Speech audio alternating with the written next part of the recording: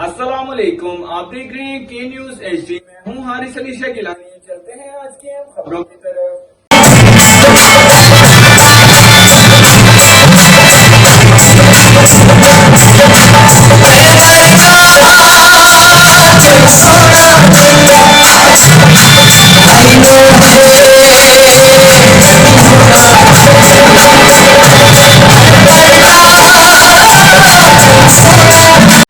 रुक करेंगे साहिवाल का। चिराग तले अंधेरा या इंतजामिया की मिली भगत। बासर अफराद ने 2 दिन में थिएटर डी सील करवा लिया। तफसीलात के मुताबिक थाना गल्ला मंडी की हदूद में मौजूद फ्रेंड्स थिएटर चंद रोज कबल नीम बरहना हालत में रकासाओं का पंजाबी गानों पर डांस, जिस पर थिएटर में मौजूद नशे की हालत में धुत अवाम का बुलंद आवाजें कसना।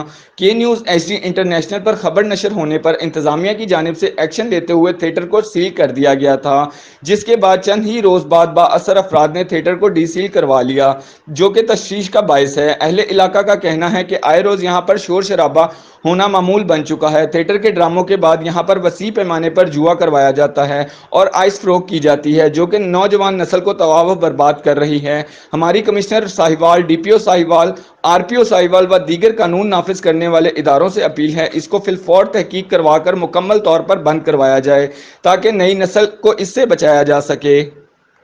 मजीद खबरों और अपडेट्स के लिए हमारे साथ रहिएगा। तब तक के लिए अपना ख्याल रखिएगा। अल्लाह हाफ़िज़।